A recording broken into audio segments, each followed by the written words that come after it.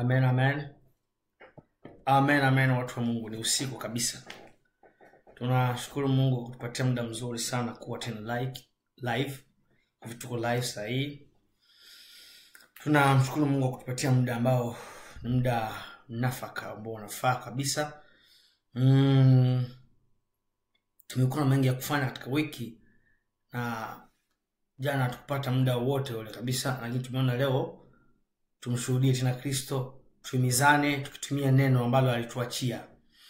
Tuko tunakumbushana maneno ya Mungu kwa sababu hii ndio chakula na ganda inayotufaa katika safari ya kwenda mbinguni. Haijalishi mapito tunayoyapitia, haijalishi masemi na mambo ya mwili na comprehension, kutokuelewana, mambo ambayo shetani analeta kila mara. Hii ni hewa tu, ni mambo ya shetani tu. Unajua shetani mara nyingi anatuwinda, anatafuta wanani atakaoenda nao jehanamu. Anatafuta wanani atakaowateka nyara ili waonekane kushindwa kila mara katika safari. Lakini tunamtangazia kwamba sisi kurudi nyuma haturudi, kushindwa hatushindwi. Tutaendelea kupiga vita mpaka tunaingia kwenye ufalme wa Mungu, mpaka tunaingia kwenye uzima wa milele. Maana tunamtangazia shetani kwamba kushindwa ndio fungo lake yeye. Kushindwa ndio kushindwa, lakini si pamoja na Mungu tutaingia. Naona watu wa Mungu, naona bwana Pascal Kirusha, kaka nakusalimu tena na Mwenyezi Mungu akubariki. Kwa mbali tunawapenda kabisa na Mungu anakupenda zaidi, na Mungu anakujali kabisa. Tuko hapa tunatangaza tu kwamba Yesu ndio Bwana, kwamba Yesu ndio Mwokozi mwenyewe anastahili kuabudiwa. Hata kama watu wengi wanaweza kuabudu mapepo, sisi tutabaki tukimwabudu Mungu aliye hai, Mungu wa kweli, Mungu aliyeumba mbingu na dunia na ambaye alivaa mwili akaja kuishi katikati yetu, ambaye ni Kristo, Mungu wa kweli. Hata kama dunia yote inaweza kugeuka, maana leo kuna mambo ambayo nimeyaona mwenyewe nasikia baridi, najiuliza mbingu tutaingia watu ngapi? Lakini nakwambia kama kuna watu wengi sana ambao wataingia mbinguni. Maana hata kama watu wanaonekana kuwa wengi wanaopingana na ukweli, wengi wanaompenda shetani, wengi wanaofuatana dunia, kuna vile wengi ambao wanamuogopa Mungu. Kuna vile wengi ambao wanamjua Mungu, mabaki wa Mungu katikati ya maelfu wako ambao wanalinda nafsi zao na wanajitakasa, wanaomba neema ya Mungu hadi siku ile watakapoingia kwenye ufalme wa Mungu. So usivunjike moyo kuona umati wengi wanacheza kwenye matope. Usiogope kuona watu ni wengi sana wasikie Mungu. Watu wengi wanasarau maneno ya Kristo. Ili sikuvunje moyo.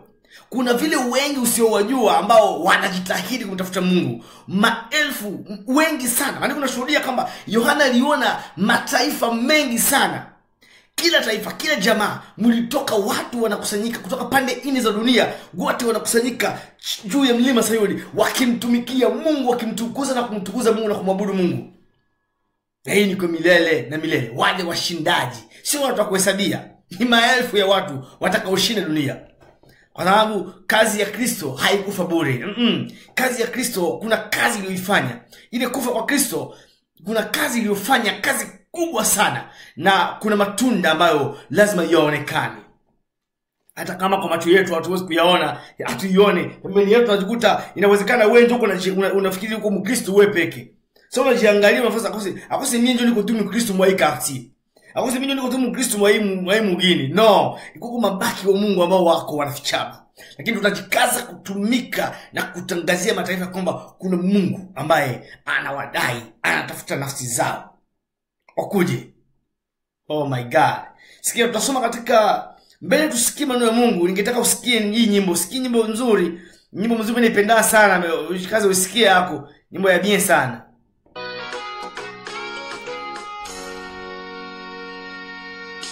Sipata ile nyimbo bien. Najua Mungu atakubariki.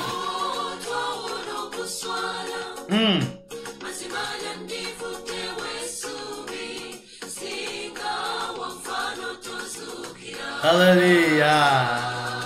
Oh Yesu. Paulo kuswala. Niwe chitiwa. Singa magombe ya kuhinga. Hallelujah. Oh.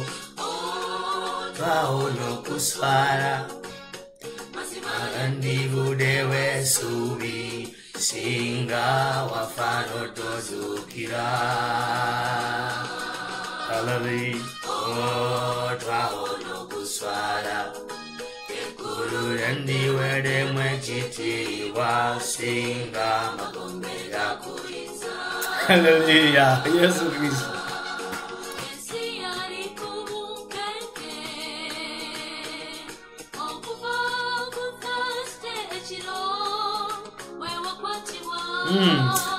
Oh.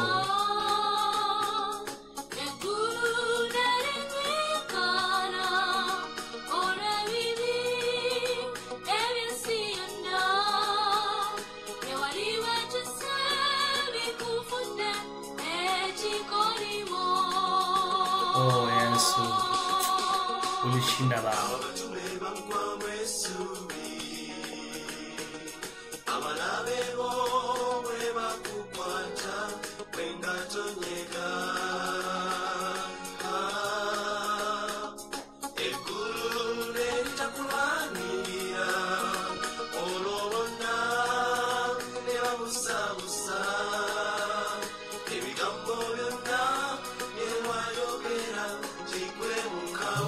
Kristo Yesu ulishinda kwa ajili yetu Baba. Wahuno kusala mazima yandiwe subi singa wafano tozukira. Wahuno kusala ekulu yandiwe chiti wasinga magombe yakuiza. Hallelujah. Wahuno kusala mazima yandiwe subi singa wafano tozukira. Wahuno kusala ekulu yandiwe chiti wasinga magombe yakuiza. Hallelujah. Oh, barikiwe mke wangu. Naona wanafuata kwa mbali kwenye vyumba vingine huko, barikiwe. Barikiwe wote wanaonifuata. Watu wenye nyimbo nzuri. Oh, alishinda kwa ajili yetu Kristo.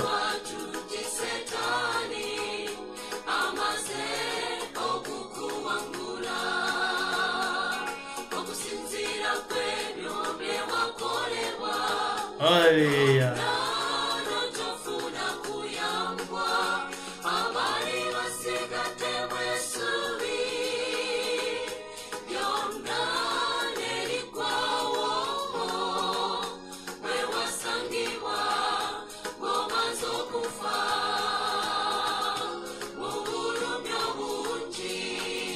Yesu wetu wahuno kusala mazima yandiwe subi singa wafano tozukira. Oh, twahuno kusala ekulu yandiwe chiti wasinga magombe yakuiza. Oh, Kristo. Wahuno kusala, otonyo kusala udewe subi singa wafano tozukira. Wahuno kusala egulu yandiwe chiti wasinga magombe yakuiza. Yesu Kristo Bwana. Ubarikiwe mjakazi wa Mungu. Akuona kwa mbali. Mamukwe mami.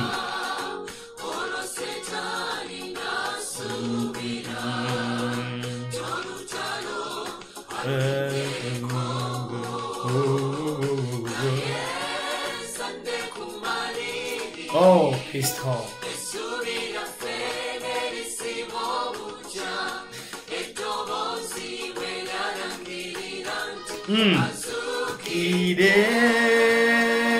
Azukire.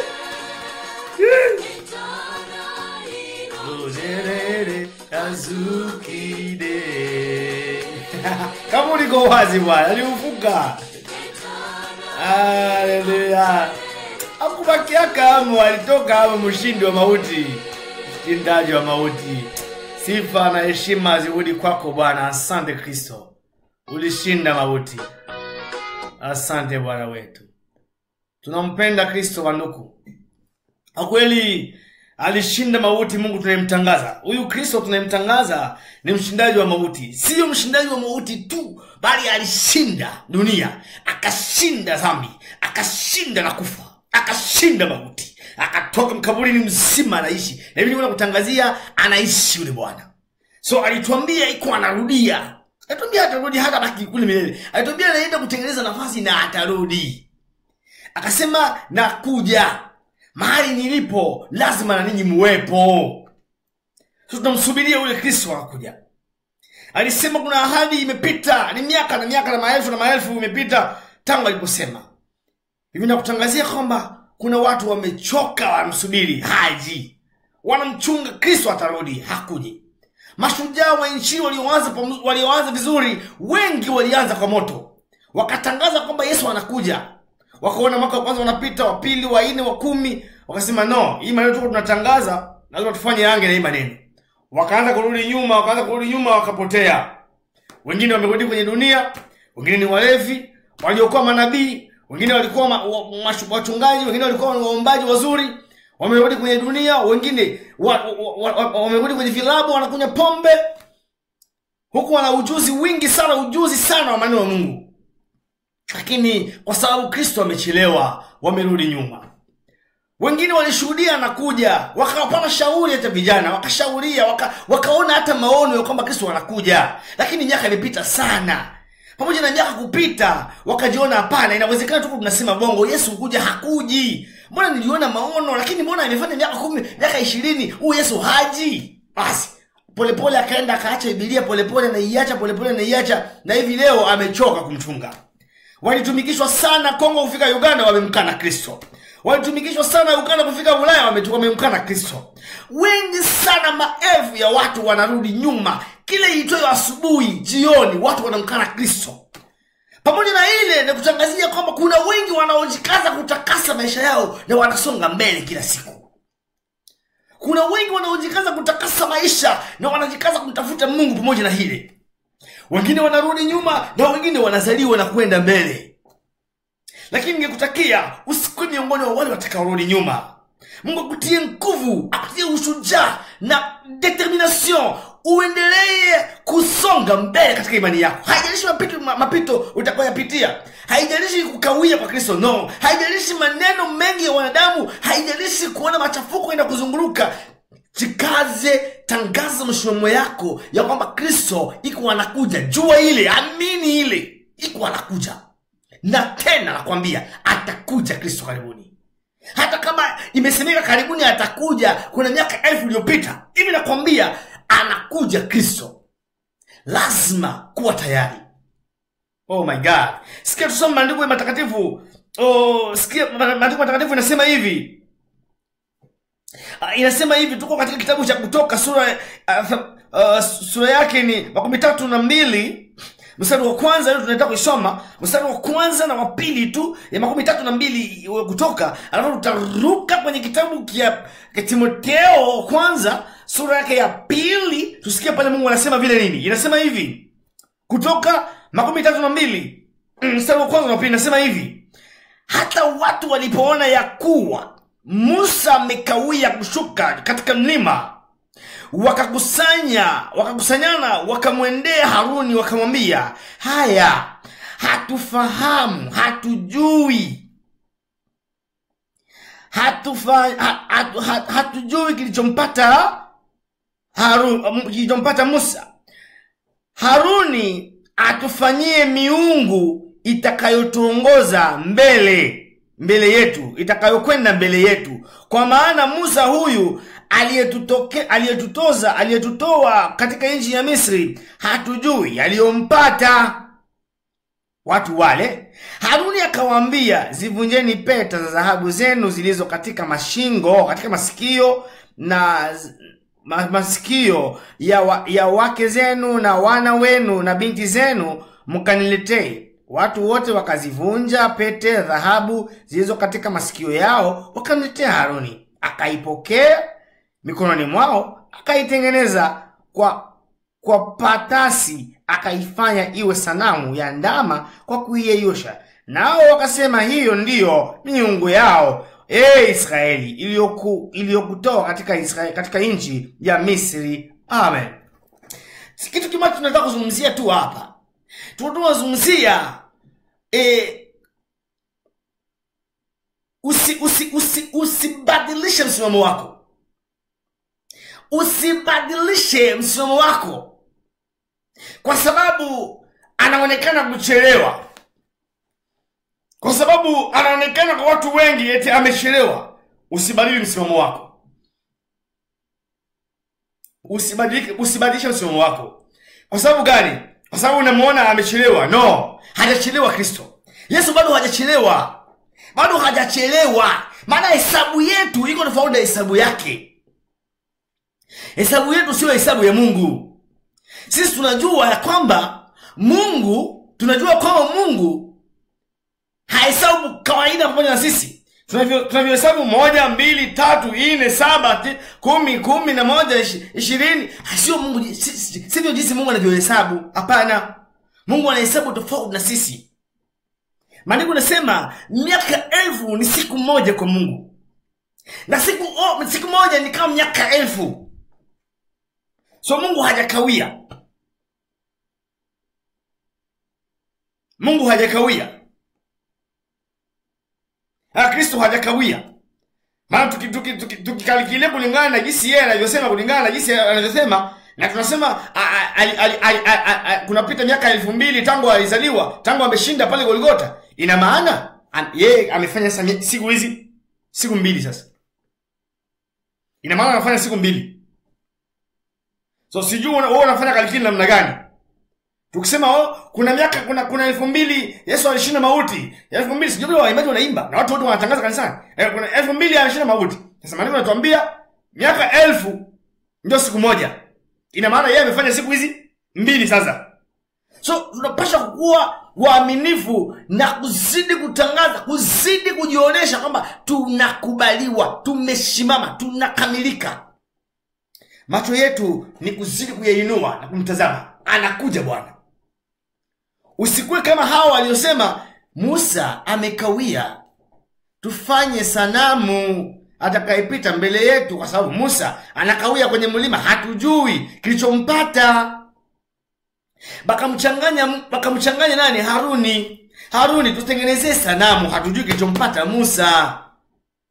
Unajua Kristo ni siku yuko na injili mpaka banaangusha wa pastor. Niko na baangusha wa pastor. Haipata wa pastor ndio anaangusha. Ni Kristo banaangusha wa pastor. Kwa sababu tu ya teknolojia mingi. Buiwai mingi. Bado yeye wanataka si ndio ba conseiller principal, conseiller. Wasikia mtu mchungaji wa kanisa, banamutanisha ase ndio mshauri special wa mchungaji. Ule ndio conseiller wa mchungaji. Sasa fanya hangi kama ule conseiller wako hajazo roho. Sasa maandiko yanatuambia mshauri wetu ni Roho Mtakatifu. Sasa kama ule mshauri mwenyewe anakupatia wako mshauri wako kanisani, asipojazo roho, mashauri yake fanya nayo hangi. Shetani atakuja kuitumia, utakuja kushangaa. Amekushauri vibaya, ukafanya sanamu. Umefanya sanamu kwenye madhabahu, unafikiri uko naabudu Mungu na kumbe umeanza kuabudu ndama. Mungu akusaidie. Mungu akuchunge. Mungu akuokoe. Usiabudu sanamu bila kujua. Utakuja kujifanyia kandama unaanza kaabudu eti uko naabudu Mungu. Kumbe ushatoka kuabudu Mungu zamani. Ushanja abudu vitu vingine vyenye vijulikani nini.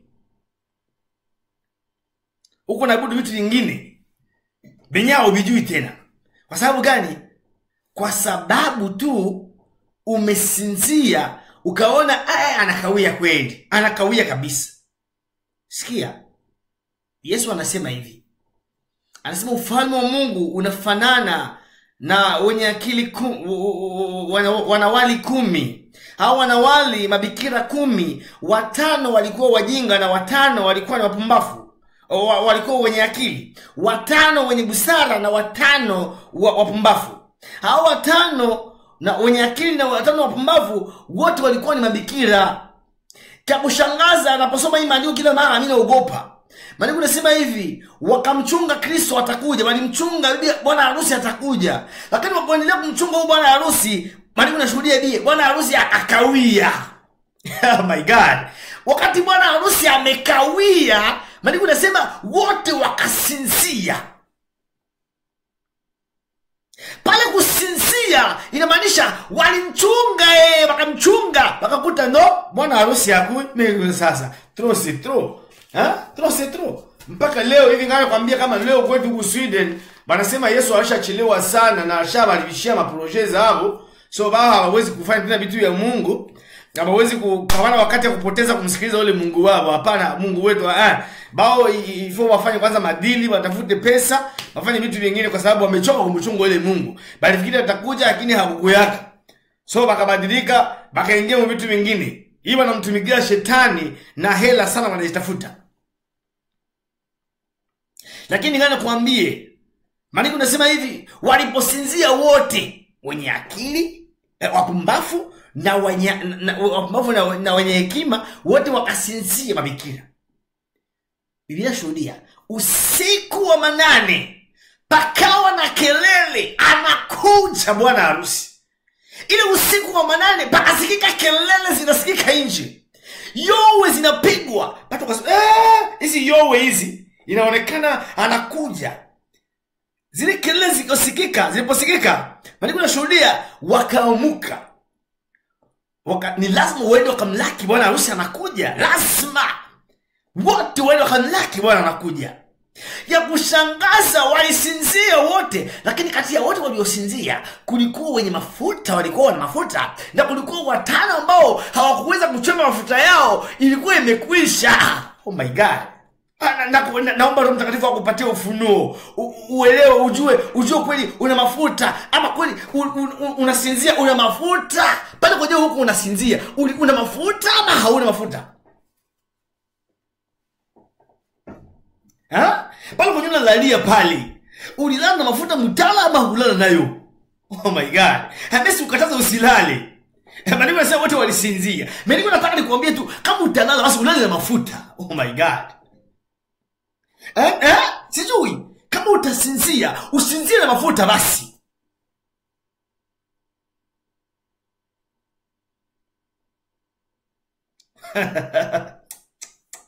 Ungelala na mafuta ingekuwa mzuri zaidi.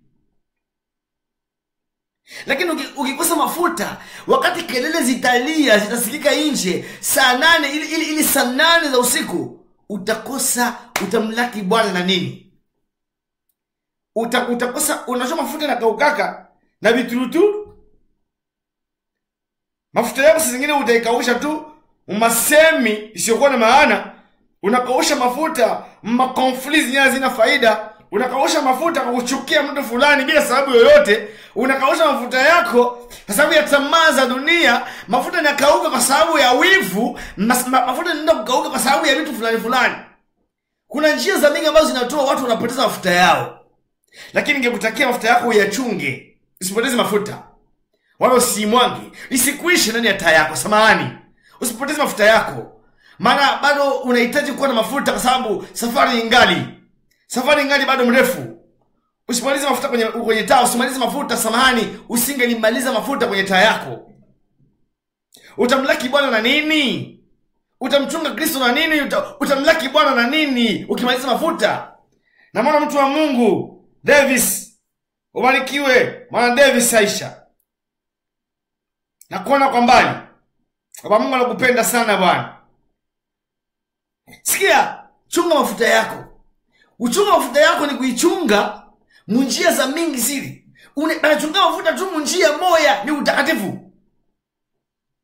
Kuchunga mafuta ni kuichunga tu njia moja, utakatifu tu. Kujitenga na mabaya. Chunga mafuta yako kwa kujitenga na uovu. Chunga mafuta yako kwa kujitenga na mabaya. Chunga mafuta yako kwa kujitoa katika mikutano ya watu wabaya. Kujitenga na watu wasioweza kukufaidia katika maisha ya kiroho.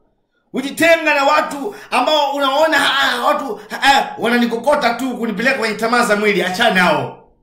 Achana nao. Watu wanakushauri tu kwa faida za mwili. Akikupatia shauri na kushauria tu ili mwili wako ufaidike. Hakuna shauri ambayo anaweza kupatia kwa faida ya roho. Achana nao. Iko na kuonyesha tu unaweza kupiga kuu upate lare. Jinsi unaweza kufanya dhambi utapata lare. Ukisema hapa bongo unaweza kupata milioni. Ukiiba hapa unaweza kufanyikiwa hivi. Ukipendana na hiki kibaba unaweza kuganyia lare mingi. Ukipenda hiki mzungu unaweza kupata hivi. Unaweza kujenga Afrika. Ukipenda hiki kibaba hiki ministry kiko na lare mingi. Ukikipenda unaweza kupata maendeleo pale. Mashauri ya vile, achana navyo vile vitu. Achana vile. Achana wale watu wa vile. Bali moto viko tuna shababu moja kukausha mafuta yako. Zile ni njia za kukausha mafuta yako. Utapata kupoteza mafuta bure.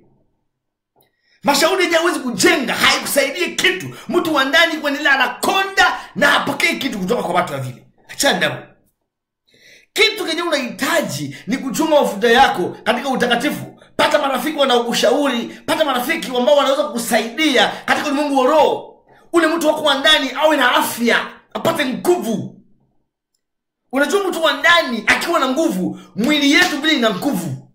Mtu wa ndani akiwa na afya, mema interesa mwili tunazipata facilement. Kwa sababu ule mtu wa ndani iko na afya.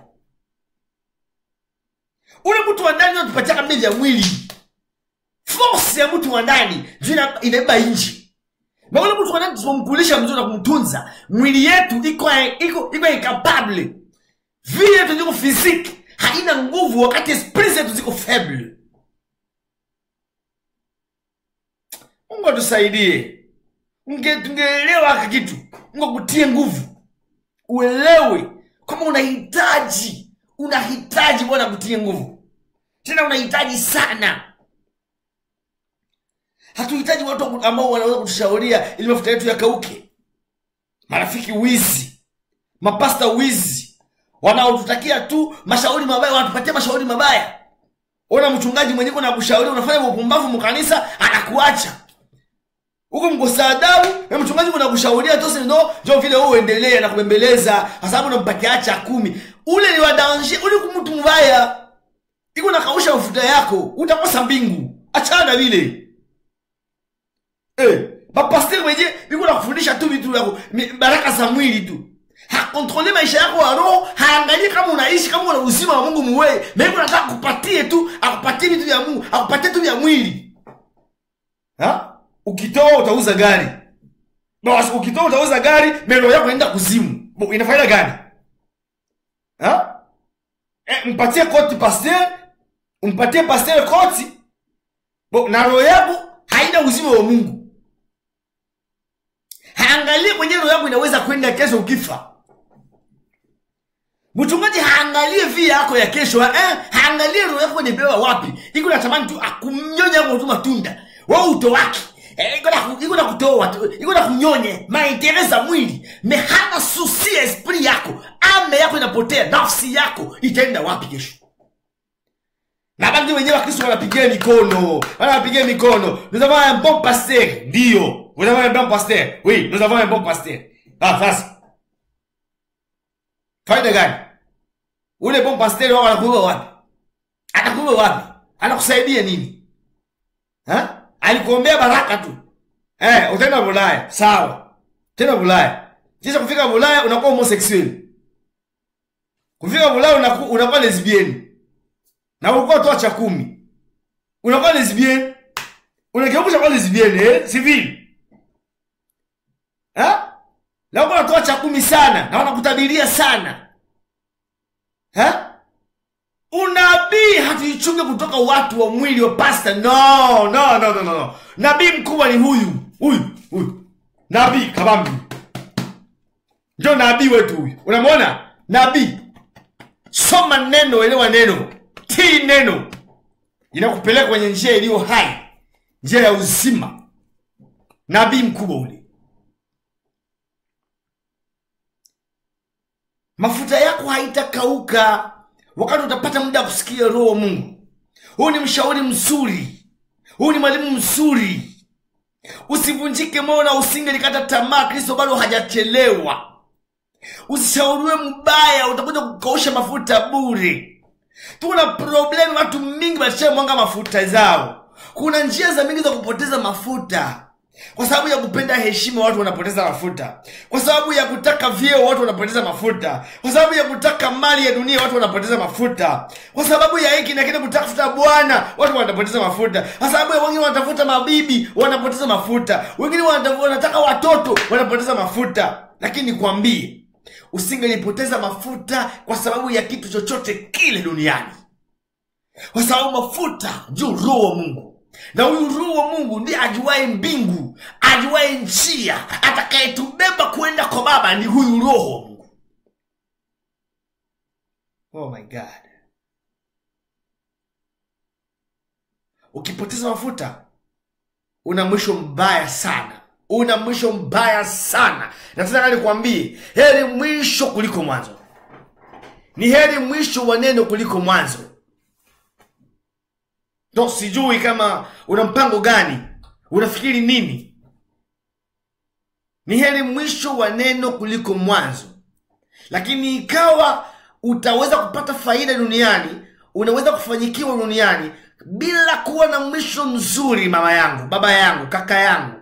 Yale mali unaoyapata, zile pesa unazozipata kwa wale mzungu ambao unamnyonya ukimtumia mapenzi ya uongo, zile hila zote unazozifanya unafaidika nazo duniani. Yale manyumba unaweza kununua magari na masifa za kujulikana na kujenga hiki na kile na manyumba na kanisa nzuri bila kuwa na mwisho mzuri. Ingali ni sifuri sana. Ingali ni sifuri, tena ni kabambi ya sifuri. Ni huzuni sana, maana ule moto wa jehanamu unakusubiri. Kuonea huruma. Ungetangaza msimamo wako. Ungeutangaza na kujua kama kuna Mungu anayekupenda. Si Mungu akusaidie.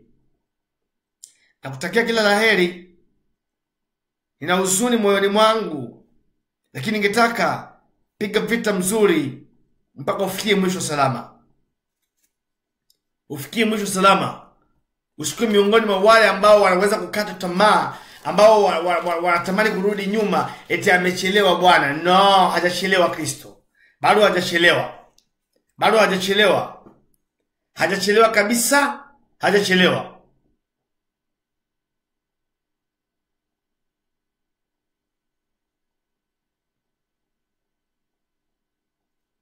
Amen. Hajachelewa Bwana. Nakutakia kila laheri, na acha Bwana akubariki usiku wa leo. Ni usiku, najua umesinzia, wengine wamesinzia, lakini nakupenda sana. Lakini upendo wangu ni mdogo sana. Kuna yule anayekupenda sana zaidi na alitoa maisha yake kwa ajili yako. Anachokutakia ni kwamba uwe na mwisho mzuri kuliko mwanzo. Kule zamani ulikuwa na woga wa Mungu, lakini sasa woga wa Mungu haupo tena. Kule zamani ulimtumikia Mungu sana, lakini sasa haumtumikii tena Mungu. Umetumikia tumbo sana, unakimbia nyuma ya hela ukitamani sana kumlisha tumbo.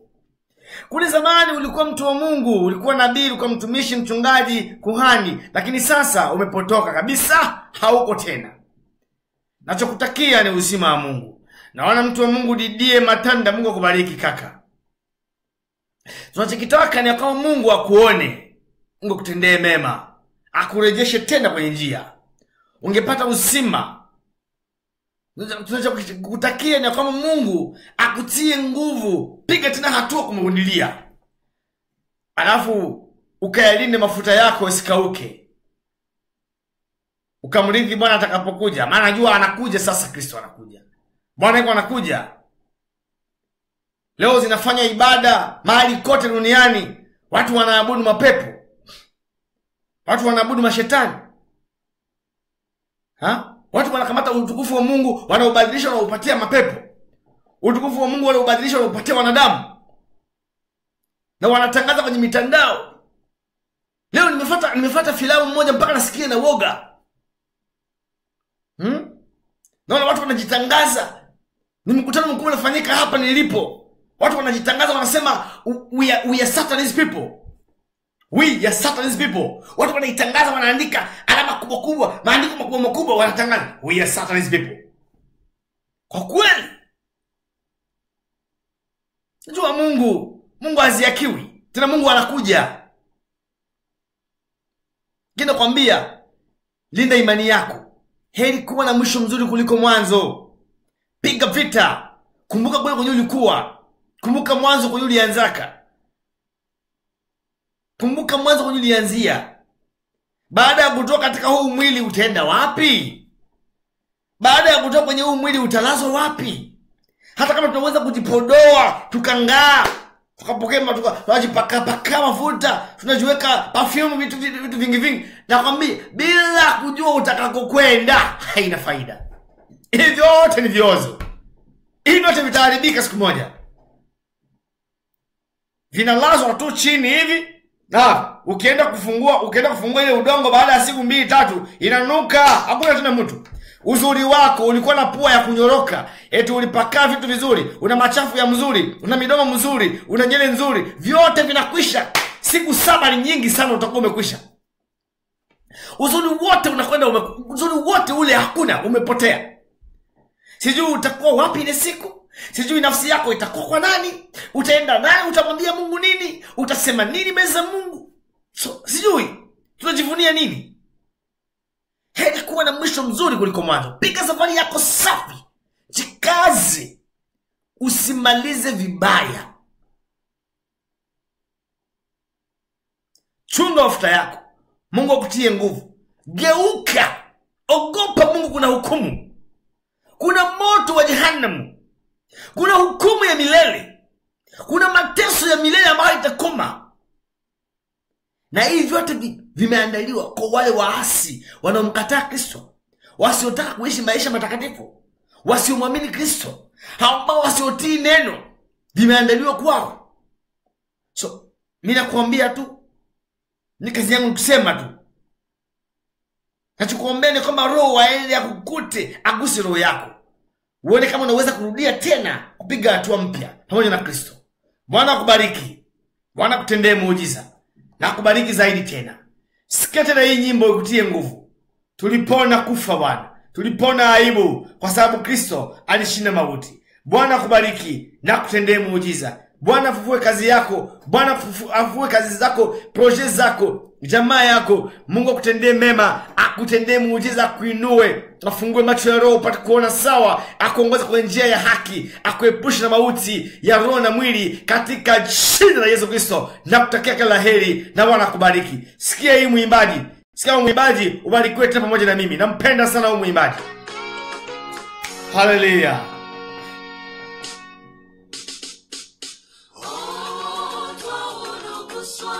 Yes. Oh, singa wafano tozukira. Naona mtu wa Mungu Fate Karmali kutoka USA. Ubarikiwe kaka. Barikiwe mtu wa Mungu. Yo, nikikuona kila mara nakumbuka sasa mzuri zetu kwa kupilisha pamoja na wewe. Nakumbuka sana zile nyakati nzuri ambazo tulizipitisha pamoja tukitafuta Mungu pamoja. Ubarikiwe mtu wa Mungu Famous. Famous le grand. Nakupenda sana gaga. Tunakusubiri hilo. Tunakusubiri huku bwana.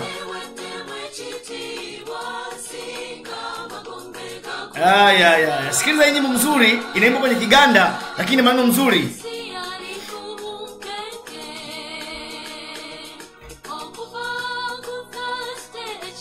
Inasema tulipona aibu kama Yesu asingelifufuka. Tulipona haya sana. Yesu asingelifufuka, ingekuwa aibu sana kwetu wa Kristo. Kanisa halingekuwa, kanisa halingelizaliwa.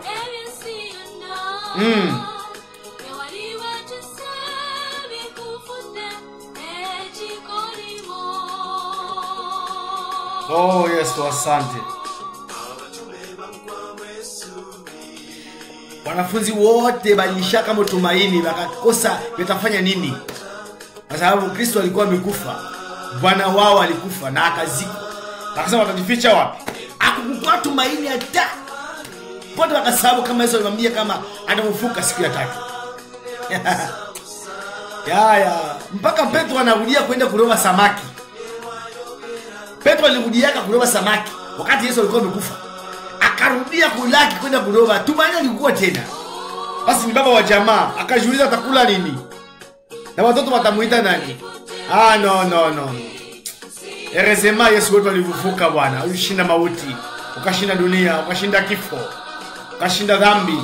Mtakatifu asiyejua dhambi. Oh Yesu wetu. Kiti wasinga magombe ya kuvinza. Twaonyo kuswala mazima ya ndivu dewe subi singa wafano dozukira. Twaonyo kuswala kulendiwe demwe jiti wasinga magombe ya kuvinza. Yesu Kristo Bwana.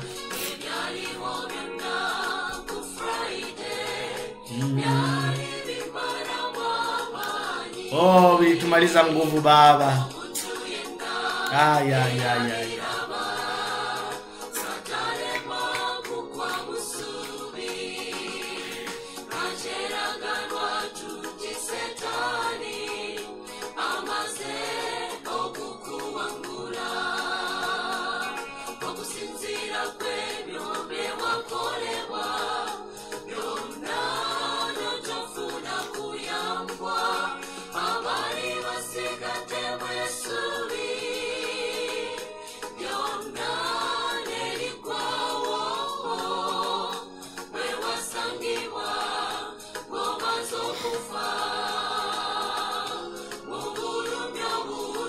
Oh my God.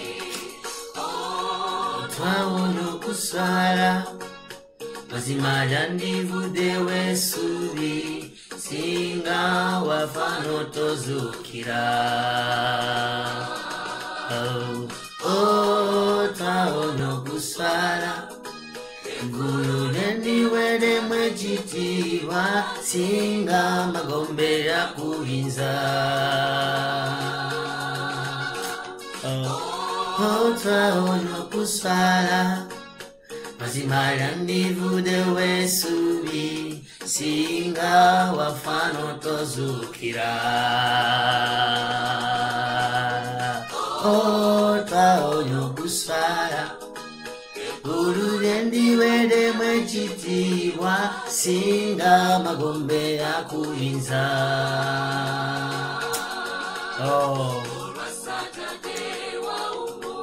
Haleluya.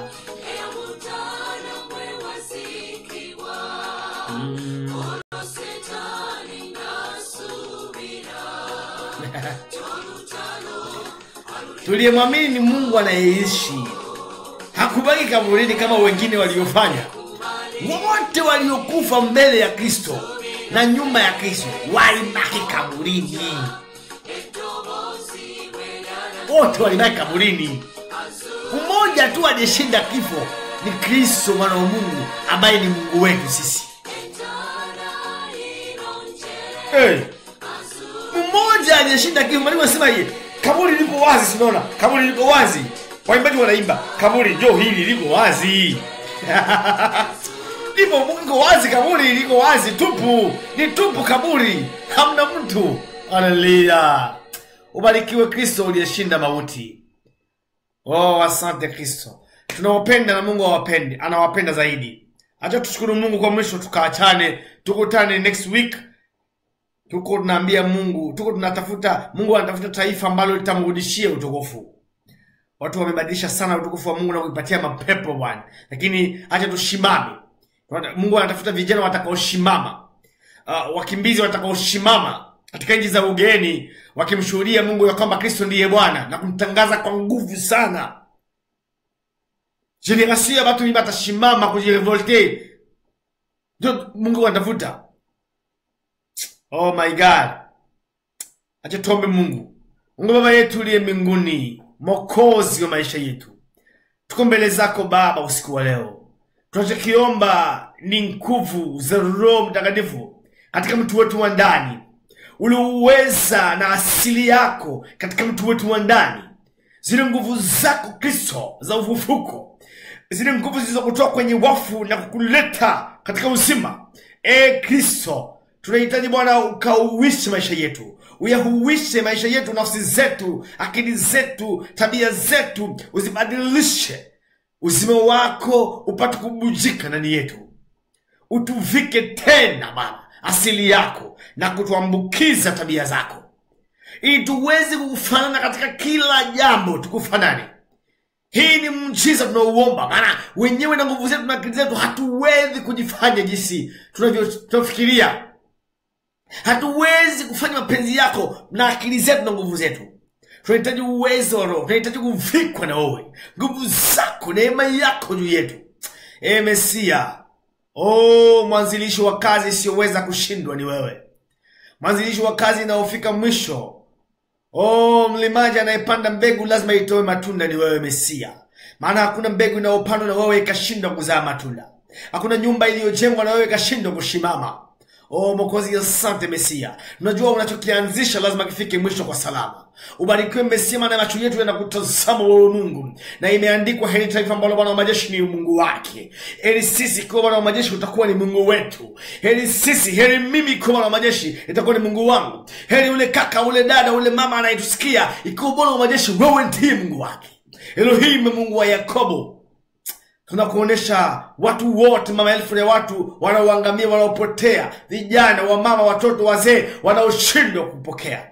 Kristo, neema yako inatosha kwa watu wote ulimwenguni. Maana ulikufa kwa ajili ya dunia, si kwa ajili ya jamaa moja, si kwa ajili ya taifa moja. Ulikufa, maisha yako uliyatoa, uzima wako kautoa kwa ajili ya ulimwengu mzima wote. Yeyote atakayeamini apokee uzima. Asante Mesia, maana wewe ni Mungu wa huruma. Tena umejaa upendo kuliko sisi wanadamu. Maana ulitupenda wa kwanza wakati bado tulikuwa katika dhambi. Asante Jehova, maana unatuelewa. Asante Mungu, maana utatenda yaliyo mema kwa ajili yetu. Utaokoa, utaponya, utaanzisha na utamalizisha mwenyewe. Utukuze Mungu wetu, maana uwe ni mwema. Unaisamehe na unaitunza na kuweka huru ni wewe. Asante Baba, unaenea na unatosha. Neema yako uwe juu ya watu wako na kutendea mema siku zote. Kwa jina la Yesu Kristo tunaojiacha katika mikono yako Bwana. Amen. Bwana watendee mema na wabariki tena siku wa leo. Tunawapenda sana, naamini Mungu anawapenda zaidi. Amen. Amen. Amen.